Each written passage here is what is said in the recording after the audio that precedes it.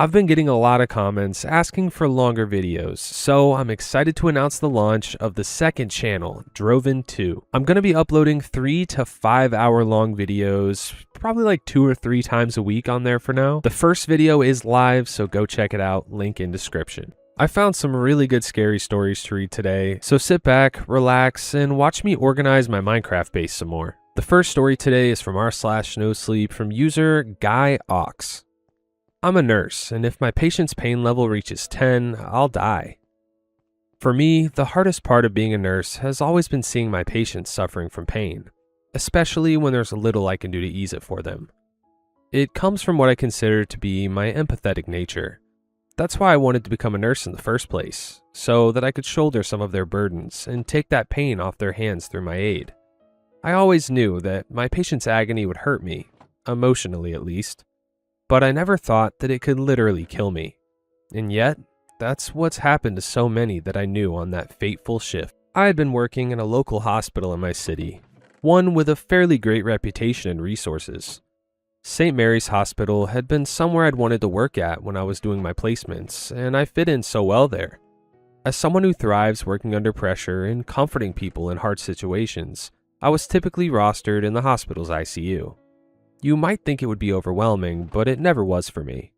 Not until the day I met Brandon. My long shift was just starting when a new patient was assigned to me. The patient's doctor, Dr. Harrison, led me to him while explaining his situation. It was all fairly standard, a young college student who had been unexpectedly struck by a car while crossing the road, with multiple broken bones throughout his entire body. He was still being checked for internal damage after several days' admission, but was otherwise healthy and expected to make a full recovery. I got on well with Dr. Harrison, so his calm explanation about the patient put me at ease. In fact, I felt relieved to be working with this patient, viewing him as a break from the usual insanity of sepsis and organ failures. Entering his hospital room, I saw that most of Brandon was in a full-body cast, although his head and torso were unbandaged. The poor guy had clearly caught the full brunt of the speeding car that had hit him. Thankfully, his notes told me that he was being sedated with codeine, so at least he wouldn't be in much pain. I glanced over his charts before approaching his bedside, patient IDing him and introducing myself. "Hi, Brandon. My name's Eileen, and I'm going to be your nurse for the next few days," I told him warmly. Brandon looked like your typical college-aged guy, with a mop of messy brown hair, a youthful face, and some facial scruff. He greeted me with a sincere smile, but his green eyes were filled with worry. I wanted to put him at ease. For the next several minutes, we made friendly conversation, with me asking about where he went to college and what he studied as I went about assessing his bandages. Then came time for me to assess his pain level. "Brandon, I want you to tell me how much pain you're in right now on a scale from 1 to 10, I told him. Gently, I pointed to a chart on the wall with 6 smiley faces on it, ranging from a wide smiling one to a blanked face one to a deeply frowning one. The colors ranged too. The happier faces were moss and green, the neutral faces yellow and orange, and the miserable faces red and crimson. I explained to him how each face corresponded to pain levels. 0 meant no pain, 1 and 2 meant mild pain, 3 and 4 meant moderate pain, 5 and 6 meant severe pain, 7 and 8 meant very severe pain, 9 meant excruciating pain, and 10 meant the worst pain possible. He hesitated and thought for a moment before answering. 5, he said, with a nod against his pillow. That made sense for his level of injuries, widespread but stable bone breaks, with codeine for pain relief. He seemed to be managing the pain fine, it seemed. However, what he said next took me completely off guard. "Look, Eileen, I don't want to be a burden," he said grimly, fixing my eyes with a serious stare. "But I have to warn you, no matter what, my pain level cannot reach 10 on that chart. If it does, it'll be fatal." I was taken aback by this comment. In the past, I had had some patients that were prone to dramatic statements, and others that were deeply frightened. I was used to this, but Brandon had seemed to be level-headed and at peace with his injuries. He'd casually talked to me about his economics course and how long he'd be away from it. He hadn't seemed like someone that was terrified of dying. "Oh, honey, don't worry, we're going to take good care of you," I reassured him with a smile. "Your injuries certainly aren't life-threatening to you." To this, he looked up at me solemnly, his face framed surrounded by his casted limbs. I'm not saying it'll be life-threatening to me. If my pain level gets to level 10, everyone around me is going to die. My face went blank. I furrowed my eyes quizzically at this statement. How much codeine was this kid on right now? I know it sounds crazy, but it's been that way ever since I was a baby. He pressed on despite my confusion. Whenever I was in intense pain, if I fell on the playground, skinned my knee riding a bike, or burned my mouth on hot food, it would happen. Someone random in a 30-foot radius to me would die. I continued listening, trying to note his facial expression. He didn't look like he was hallucinating. He looked like he was recalling devastating, real memories. Sometimes it would be a stranger. More often than not, it would be someone I knew. They were more likely to be around me. It always came in the form of heart attacks. The first time it happened, it was my cousin Casey at my house. There were other relatives, neighbors, schoolmates. The longer and stronger my pain was, the more people died. My pain would probably spike to 7 or 8 on those occasions, he murmured. Those few seconds were all it took to kill people. Tears started to well up in the corners of his eyes, despite composed demeanor. I spent my whole damn life trying to be as safe as possible. Got my flu shots, never played sports, rugged up in winter, barely left my room. I did everything I could and still got hit by a drunk driver and wound up in a full body cast. Brandon turned from his reverie back to face me. His tearful expression was pleading. You seem really nice. You're doing really important work to help people. I don't want my power. I don't want to hurt you. I decided that I'd let the poor, clearly delirious kid go on for long enough. I calmly assured him that everything would be okay and made a note to have him checked for head trauma from the accident. The day went on and I continued with my rounds, thinking little of the obviously imagined story he told me, until I came back to double check his medical records and add my own notes to them. His file was unusually long. Apparently, his family had a high incidence of cardiac arrest throughout his life. A grandparent here, an aunt there, a sibling too. And there was his cousin Casey, the first person to exhibit his heart condition. Now my interest was piqued. His high school records were also on file, and they had the same occurrences. Classmates of his had died of heart attacks around him, and he'd been investigated for potentially instigating them through violence or pranks. Brandon's history really was peppered with strange deaths, as he said it was. Could he have been telling the truth? Again, I shook it off. While completing my rounds, I reminded myself that I had to remain logical and sound in order to do my job. I couldn't start believing in crazy superstitions and cursed powers of death. By the time I returned to Brandon, I could see that he was in a state of even more distress and agitation. I pointed to the chart and asked him again to relay what pain level he was in. It was now a 7. Severe pain. The codeine must have worn off, or it wasn't properly working anymore. That level's enough for people to start dying, he fretted. Oh God, after years it's going to happen again. I wanted to calm him down, I was going to, but before I could, I heard an alarm sound from across the hospital floor. One of the other patients in the ICU was coding at this very moment, and staff were needed right now. So I let Brandon know that I would be right back and darted out of his room to the scene of the upheaval. Just one door down from where Brandon was, a patient had just flatlined out of nowhere. I watched as doctors tried, in vain, to revive him, but Mr. Levante was gone. Discussing it with my fellow nurse Aria as they called the time of death, I couldn't help but note the strangeness of it. The patient had been recovering from stomach surgery and was just in the hospital for post-operative care. There was no reason he should have died then, and of a heart attack too. Aria adjusted her blonde bangs and reminded me that this was the ICU and these things weren't unexpected. She had no idea about the absurd death-bringing tale I'd been told earlier. Then, just as suddenly as before, another patient died across the hallway. This time, it was someone who had been in the process of being discharged to another unit, after already recovering from their illness. I didn't need another coincidence to convince me this time. I raced back to Brandon's hospital room and began to administer to him the codeine that I'd picked up along the way. He gulped down the tablets as fast as he could, not even pausing for me to get him water. He hadn't been due for his next dose for 2 hours, but I didn't care. I'd eat any reprimands the nurse in charge gave me. All that mattered was that I alleviated Brandon's pain and stopped the deaths. It did the trick. Slowly, Brandon's demeanor relaxed as the pain relief washed over him. No further deaths followed in the passing minutes. I looked at Brandon with a look of shared, bleak understanding. His story finally rang true to me. The rest of my shift would have to be conducted with that in mind.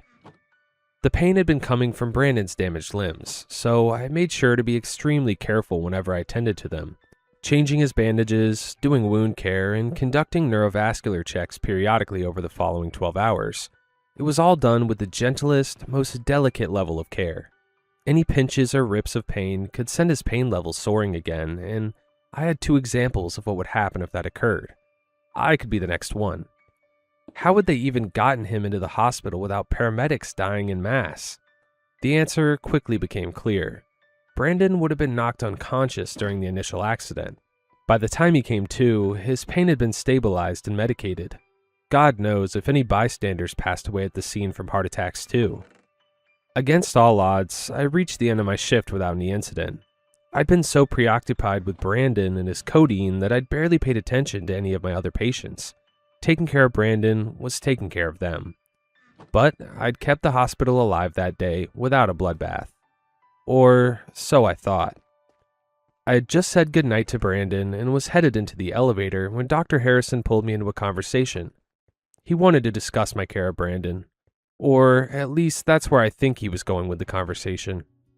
"So, Eileen, before you go," probed Dr. Harrison, "I was meaning to check with you about one of your patients. Is it true that—" Mid-sentence, he dropped to the ground in front of me, clutching his chest. I knelt down to assist him, shrieking for help, but a few seconds later, he was dead. Another heart attack. Responding to my cries, a hospital orderly began racing towards us to assist when he, too, dropped dead, gripping his chest. My exhausted mind whirled over the long 12-hour shift, organizing my thoughts into order. Then, realization. Brandon. Something's happened to Brandon. Single-mindedly, I leapt up from Dr. Harrison's still body and began racing to Brandon's hospital room. The chain reaction of deaths was happening faster now. On the way, I passed the concerned wife of a patient asking what had happened to the 2 dead men near the front desk. She went down before I could even shout a response her way. The heart attack killed her as fast as the others. I sprinted past the hospital visitor. Brandon's curse didn't discriminate. I burst through the door into Brandon's room and was met by the cataclysmic sight of him face down on the floor, his casted limbs immobile save for him writhing in pain and moaning into the floor. On the table across the room was a stray codeine pill. He had been reaching for the pain relief pill I had foolishly dropped in my haste. In the process, he'd fallen out of his bed and, dear Lord, potentially rebroken every broken bone in his body. With a voice of haunted terror, I began to ask him the dreaded question. "Brandon, what's your pain level?" I didn't even need to finish asking. I realized he had been moaning a word this entire time, again and again. 9, his voice gurgled. His pain was now very severe, the kind of pain that made speaking near impossible. Oh God, it's rising. It's rising to a 10. This shook me out of my panic stupor. If his pain level reached 10, everyone in a 30-meter radius, every soul on this hospital floor, would die. I had to act now. I rushed over to haul him back onto the bed, but quickly realized this would almost certainly cause his pain level to jump, which meant certain death for everyone. The same followed for trying to knock him out with force. Codeine was only a moderate opioid. He was going to need something stronger. He was going to need morphine. Determined, I set about grabbing the morphine drip and setting it up while the screams of hospital chaos echoed in the background. I had just got the bag onto the stand when Arya's head poked around the corner of the doorframe. "Eileen, my God, I need your help over here," Arya cried. "One of my patients just went into cardiac arrest and are you administering morphine to a patient on the floor?" Arya was adamant that I come to assist with the domino of flatlining patients and staff alike. She triaged the situation and insisted I leave the non-dying teenager. How was she to know that he was the reason for all the death, that my actions were trying to stop it? Ultimately, I didn't need to convince her. My friend kneeled over dead seconds later too, right before my eyes. In fight or flight mode now, I worked the IV drip into moaning Brandon's arm. I located a vein in his wrist and inserted the needle, keenly aware that I could be the next one to go like my colleagues had.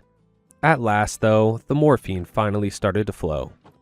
I held Brandon, grief-stricken, and felt his pain lessen and lessen. Alongside it, my panic lessened. Soon, Brandon had passed out into sweet unconsciousness, parting with his unbearable pain. The death toll from that deadly day came to 9 people in total. 4 staff, 3 patients, and 2 visitors. It was the same number as Brandon's maximum pain. St. Mary's Hospital explained the tragedy as a mass panic chain reaction, triggering a series of undiagnosed arrhythmias. Even though it didn't make sense, there was no better explanation. Way more would have died if not for my actions, but they'd never believe that. I still wonder if it was really luck that kept me alive, or if it was Brandon's fondness of me that protected me from this effect. Regardless, with the guilt I feel for not acting faster, my emotional pain level is at a 10. It's because of this that I've dedicated myself to staying on as Brandon's nurse for the duration of his recovery. My responsibility will remain to keep his pain levels out of the red via care and medication, ensuring there's no future deaths. It's a bumpy road ahead, however. He begins physiotherapy tomorrow. Yikes. I have a feeling that this person who wrote this probably works in healthcare, because they're saying he's going to begin therapy, meaning they're going to be getting him out of bed and moving him, and he's going to be very stiff with broken bones. It's going to be very painful. Yikes. Yeah, poor Brandon. No, not poor Brandon. Poor people around Brandon. That was a really well-written story. Shout out to Guy Ox. Thanks for letting me read this story, and let's get on with the next one. It's from r/scary stories from user patientbag558. I pick locks for a living. These are some of my most unusual calls.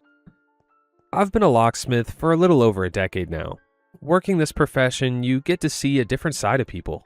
Their most embarrassing moments, their worst days, the things they cherish deeply. There's plenty of stories to tell, as my husband well knows. He told me I should share some of them with you. You can tell a lot about people from the locks they choose to put on their doors. Some indicate ignorance, some belong to those interested in tight security, some tell you about where a person came from, and some locks are just plain weird. There was this one case where I got called out to a family of 3 who had locked themselves out of their own house. According to the mother, they had left their keys in a coat pocket.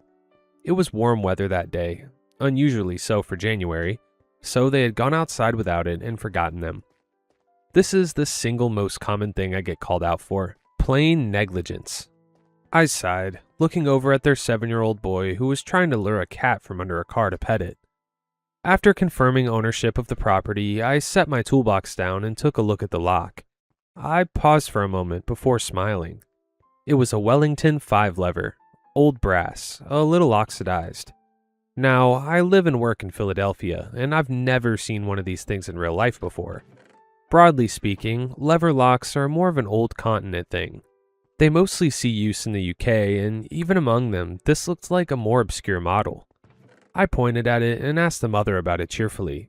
She just shook her head. "I don't know, miss. It was there when we bought the house." My smile faded slightly. I asked her if she had replaced or rekeyed the locks since moving in. She shook her head again. I cleared my throat and gave her the friendly but firm advice to change them. I can recommend this to everyone. Previous owners don't always have the best security practices regarding their keys. After the short lecture, I inserted the turning tool and tried the levers until I heard the mechanism turn. I pushed the handle down. The door swung inward and a small gust of air blew out. The thing that surprised me was the smell. Spicy, sickly sweet. A hint of fermentation. I recognized it. The smell of something dead. I looked down the hall. The interior was a bit dated. I turned my head towards the family. They were overjoyed, shaking my hand and thanking me profusely.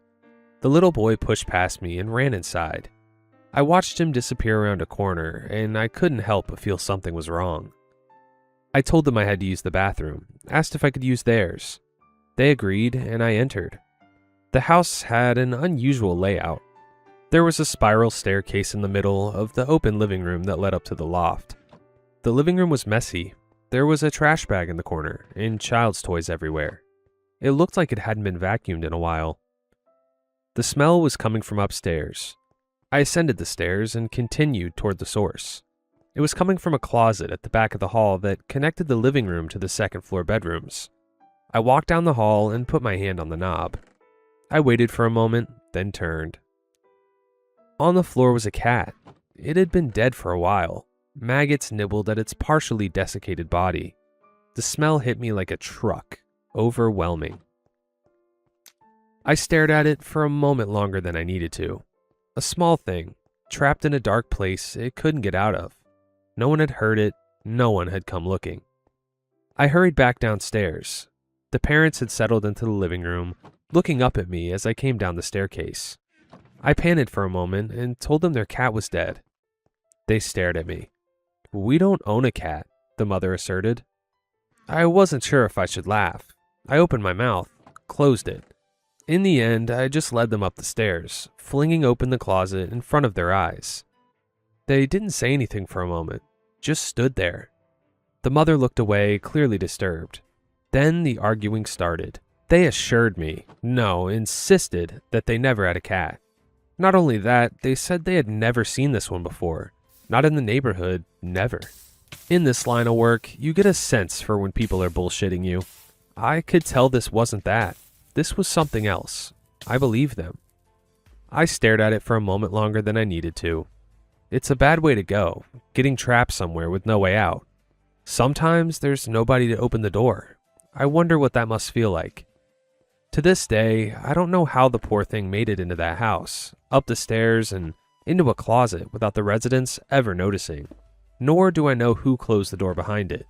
For their sake, I hope they replace their locks. Yeah, guys, that's suspicious. Like, there's no way they wouldn't hear a cat clawing, trying to get out of this closet, and then the smell of it, like, yuck. Anyways, let's continue. I've learned a rule of thumb working this job. The stronger the lock, the stranger the case. The previous story was a good example of that. Lever locks are secure by their obscurity. Unfortunately, I've encountered that specific lock twice since, both under worse circumstances.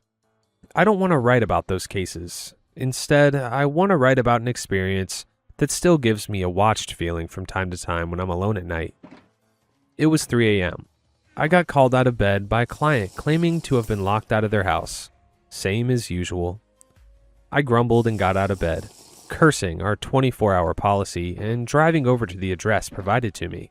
It was way out there, near the edge of the Wharton State Forest, along a redacted road. I eventually passed the entry sign. Took me nearly an hour to get there. I almost thought I had the wrong address. A little past 4 in the morning, I found it, an old townhouse. 3 units side by side, just off a dead-end road that trailed into the woods. Dutch-looking architecture, or close enough to it. Like something pulled from an old-fashioned town center, except this was in the middle of the forest. For reference, every house I passed up until this point was a standard single-story suburban unit. I stopped my car and got out. It was cold. I rubbed my hands together and zipped up my coat. The only sound was the wind. No insects, no animals, just the occasional rustling of the trees overhead. I felt uneasy from the moment I got out of the car. I turned on my flashlight and pointed the beam towards the house, nearly jumping when I saw the person standing in front. It was the young man who had called. He was about my height, a bit chubby with brown glasses. He stood at the bottom step to one of the units. I wonder how long he had been standing there in the dark. I approached and greeted him, coming up the steps and staring at the townhouses all the while. He smiled and thanked me for coming. I pointed at the houses and asked how he'd ended up here, living in the middle of the woods. He shrugged and said the rent was cheap, that the forest and hiking trails were a nice bonus. I asked him what the story behind this bizarre building was. He just shrugged and said he didn't know either. Side note, guys, I know there's probably not a skinwalker in this story, but this sounds like skinwalker territory. Anyways, let's continue. I was getting increasingly suspicious the more he talked. He seemed oddly distant. I got the distinct impression he was hiding something. The state of the townhouses didn't help the matter. They looked abandoned. My initial assumption was he was looking to squat there, but now I'm not so sure. I asked him for proof of ownership. He shook his head and with a solemn face told me everything was inside. He said it like that, emphasis on everything. I narrowed my gaze and looked at the door. The lock was a Medico high-security tumbler mechanism. I recognized it immediately. It's the kind that jumps out to you in this field. It told me whoever put it there really cared about security and was willing to pay hand over fist for it. I looked back at the young man, who was staring up at the building with a warm expression, as if it were a beautiful sunset. I followed standard protocol, asked him if, in lieu of documentation, he could describe the interior. He looked back at me, smiled, and nodded. So there's an entryway that leads into the living room. I nodded, grabbing my notepad and starting to write. It's more deep than wide. There's a kitchen in the back and a rear view window. The second floor has a bedroom. I stopped writing. He was describing every townhouse ever. This gave me nothing other than vindication of the bad gut feeling I'd been getting. No, sir, I need details. Can you be specific? He stopped for a moment. His face got very serious. I half expected him to get upset with me. A liar caught in the act. Instead, like a switch turning, he went back to his warm smile and looked back at the house. Of course, my mistake. Quite all right, I said, grasping my pen a little tighter. Let's try again. He tilted his head slightly, like he was trying to remember something he knew perfectly well. The entryway has hardwood floors. There's a scratch near the front door, a long one, like something heavy was dragged across it. The walls are painted in off-white, not quite cream. Someone painted over the original color and didn't do a great job of it. You can still see the old color near the baseboards if you look closely. I wrote it down. My hand had slowed. The living room has a couch against the left wall, dark green. One of the cushions doesn't sit right. The stuffing's gone flat on the right side. He paused. There's a bookshelf, more decorative than functional. A few paperback sci-fi novels, some picture frames, one of them is face down. I stopped writing. He said all of this the way you'd describe a painting you'd spent a long time standing in front of. Fond, unhurried. I stayed absolutely still, hanging on to every word. There's an alien poster in the master bedroom, an assorted calligraphy set, an unfinished drawing of a park with a cartoon emu in the middle. That's about it. My breathing grew shallow. I just kind of stood there, looking at him. He had described my house, my bedroom, my drawing, the face-down picture. Every single detail was perfect. I nearly dropped my pen. He still had that distant, fond look on his face. He looked as if he had described his childhood home. My jaw clenched. I excused myself for a moment, went around the corner, and quickly dialed my colleague's number. I wasn't sure what to say to him. I just told him something was wrong with the client and to come quickly. He said he understood, promised me he'd be there soon. I put my phone down, texted him the address, and turned the corner. The client wasn't there anymore. I looked around. Just empty forest, gravel road, and the building beside me. Called his name, nothing. I spent a few minutes shining my flashlight around, hoping to catch another glimpse of him. I didn't see a sign of him. No vehicle either. Eventually, I gave up and just sat in my own car waiting for Paul. 30 minutes later, I saw the headlights of his car coming down the road. He got out. I told Paul what happened. He was as unnerved by the sight of the random townhouses as I was. Still, we were curious. After some deliberation, we agreed to unlock it. It would be an actual challenge for once, considering the lock in question. Those high security things take a while. You sorta have to rotate the pins in a way that's really hard to do, even with our specialized equipment. The first light of dawn was turning the sky a deep purple by the time we got it open. I gave Paul a high five and we turned the handle, entering inside. It was empty. I don't mean it was unremarkable, I mean it was completely empty. No furniture, no wallpaper, no upper floors or any staircases leading up there. Just empty space starting from the foundation and going up to the roof 3 stories up. Like someone built the exterior as a facade to hide something. Except there was nothing to hide. Just a void where an interior should have been. The longer I stood inside, the more I got the feeling I wasn't supposed to be there. The kind of feeling you'd get if you were trespassing onto government property. The kind of feeling that screams you're not alone. Paul and I didn't say anything. We just looked at each other, backed out, got into our cars, and drove home. I spent the rest of the night with the locks of my own house. I rekeyed everything in silence. I tested the old keys to make sure they didn't work anymore, glancing over at the scratch near the entryway and latching the deadbolt as I did. People are a lot like locks. Everyone has their own mechanism of action, a hidden key. If you know how to unlock them, you've effectively solved how to deal with them. Everyone has desires, fears, secrets they would never tell anyone. Figure out how they tick, and you can be their best friend, their strongest business partner, or their worst enemy. I was supervising Paul as he tried to sell a pair of locks to a 50-something-year-old gentleman. The customer was continuously convinced Paul was trying to upsell him. "I just want a lock, damn it," he insisted. Paul, oblivious, kept trying to explain the pros and cons of each one. Each time he did, the man got more agitated. I stifled a laugh. Eventually, I put an arm on Paul's shoulder, took him in the back, and told him to pick out the cheapest, shittiest lock he could find. He did, and the two of us returned and presented it to him. "About damn time," the man said, tossing a wad of $1 bills on the counter. "Have a good day, sir." He mumbled something and left in a huff. The moment the door closed behind him, I began laughing. Paul quickly joined in. A credit card or a firm yank would get past that thing. Our shared amusement was interrupted by the phone. I picked up. A woman answered. She said she had been locked out of her home and needed help getting back in. Her voice sounded stiff, controlled. I told her I'd be right there. I turned to Paul, asking him not to burn the place down. He helpfully replied he would not try to rub two keys together like fire starters. I grinned. When I arrived, I was surprised to see a man in his mid-30s sitting out on the steps, smoking a cigarette thoughtfully. He had black hair, a bit of stubble, and the expression of someone too tired to do anything but sit there. I double-checked the address. This was it.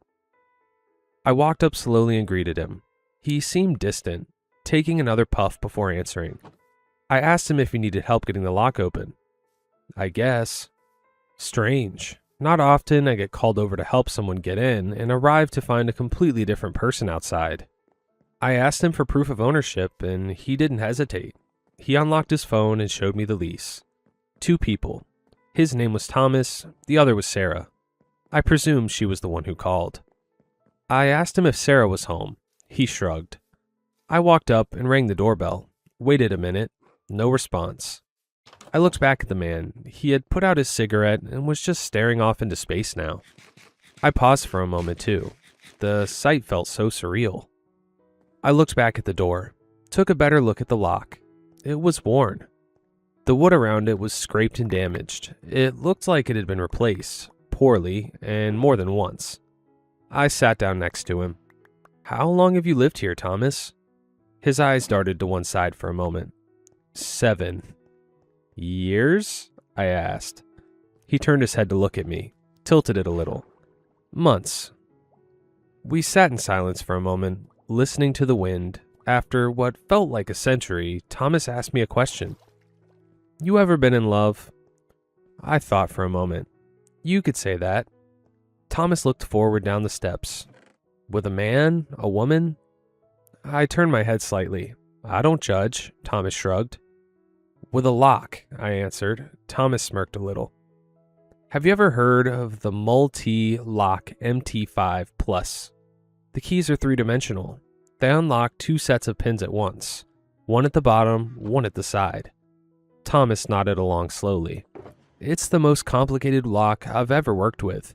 Picking it feels beyond me. When you look at a mechanism like that for long enough, you start to appreciate the exterior qualities of it. The smoothness of its design, the little quirks, the way the Mortise locks perfectly into the wood of the door." Thomas paused for a moment, beginning to understand. "Does the lock love you back?" I leaned back slightly. "I think so. It's hard to tell. I can only look through the keyhole." The two of us sat in silence for another minute or so. A child blew past us on a bicycle. One of the neighbors put the trash out. A crow flew overhead. She gets this dimple, Thomas started, touching his right cheek, on the side of her face when she smiles. I turned to him. He was staring into the distance again, an expression as if he were witnessing a slow-motion tragedy, far away, and was powerless to stop it. He asked, almost inaudibly, "I wonder what happened to it." I stayed silent. She does this thing when she finds something funny. She starts snickering before she even gets to the punchline. He almost smiled. Can't help herself. Thomas sighed. She's the smartest person I've ever met. Not book smart necessarily, just walks into a room and reads it in 10 seconds flat. He paused. I've never been able to do that. I say the wrong thing at the wrong time. I don't always know when to push and when to leave well enough alone. He picked out a thread on his sleeve. I guess I knew it was going to be like this from the first, Thomas muttered. Thought it was just the stress of moving. Thought we'd get over it. Deep down, I knew better. He was starting to choke up. Several seconds passed before he continued. Every time she avoided me, it felt like I'd broken something. I never knew what it was until it was too late. I'm starting to think it's me. I'm the mistake. God. Thomas began to sob into his hands in a way that almost sounded like a laugh. I reached out a hand toward his shoulder, but stopped before touching him. I pulled back. I sat there watching the sunset for a long while as Thomas's sobs grew quieter. Eventually, the weeping turned to sighs, and the sighs to silence. I sat there for a little while still. The clouds were painted in orange and pink hues, contrasting against the sky's deep indigo. I wish I didn't have to love, Thomas whispered. I looked down and pursed my lips. My toolbox sat motionless on the steps. I grabbed it and began unlocking the door. Thomas sat by quietly. After a minute or so, I was done. I swung the door open, which turned directly into the living room. Sarah sat at the table, looking at me. Her eyes were red. I understood then. She could have opened it, physically speaking. Instead, she called me. I didn't stay long. I got my payment and went home, glancing over my shoulder as the door closed behind Thomas. I drove home, staring out at the road. 30 minutes felt like hours. When I finally parked, I sat in the car for a moment, watching the porch light. Barbara had left one on for me. She always did. I entered without a sound, throwing my coat over the rack carelessly. The apartment was dark. The last train had already passed. The walls blocked out the traffic, leaving the interior in silence. On the couch was a figure. He sat perfectly still in the darkness, the only light from the window. It stopped just short of his face. I closed the door behind me and sat down next to him. Then I lowered my head onto his lap. He didn't react. "How was your day?" I asked. He didn't respond. I nodded. "Are you hungry, amithejerk?" I was thinking I could get us takeout. Thai maybe, or I could make something. He didn't respond. "Thai it is." I turned onto my side. The vase of roses on the coffee table. Barbara, she'd been the best caretaker I'd ever met. I stared at the petals for a while, then reached out and touched one. It was starting to brown at the edge. I turned back, lying on my spine, looking at the ceiling. "I had an interesting case today," I said. "You'd like this one." I shifted, getting comfortable. Family of 3, locked out of their house. The kid was trying to lure a cat out from under a car. The lock was a Wellington 5 lever. Old brass. I'd never seen one before. I waited. Sometimes he made a sound, a tiny exhale that might have been a laugh. Not tonight.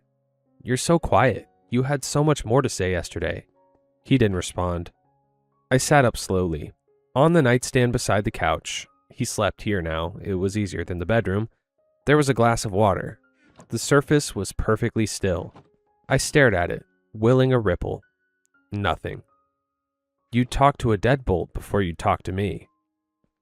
He'd said that 7 years ago, standing in the doorway with a suitcase, the argument still hot in the air. He'd been right. I'd spent so many nights in the workshop, picking a medico just to feel something click into place, while he sat alone in the dark. I stood up and walked to the kitchen, poured myself a glass of water. Didn't drink it, just held it. When I came back, I sat on the floor in front of him, my back against the couch, my head just below his hand. His fingers were warm. They didn't move. "I'm sorry," I whispered. The words hung there, too small, too late, said too many times. I looked over at the face-down picture of the two of us. I wondered if the townhouse client had known about Amir's condition too. I got up, locked the front door, and came back to the couch. The room was quiet. Outside, a car passed. I closed my eyes. When I opened them, the water glass on the nightstand was casting a small reflection on the wall. The street light bent through the glass. It trembled slightly, maybe from a passing truck, maybe not. I watched it until it stilled. I lay down beside him, my hand on his chest, feeling the slow rise and fall of a man trapped in his own body. Between us sat the only lock I had ever been able to open. "Tie tomorrow," I whispered. "Tonight, I'll just stay here." Wow. Those were some wild stories from this locksmith. It was really cool how the author could portray that the OP views locks like they're metaphors for people, and they leave them for us to interpret, which I like open-ended stories like that. Anyways, that's all the scary Reddit stories and Minecrafts I have for you today. If you guys enjoyed today's video, don't forget to drop a like and subscribe, as it does help me out greatly. And yeah, I'll see you guys tomorrow. Peace.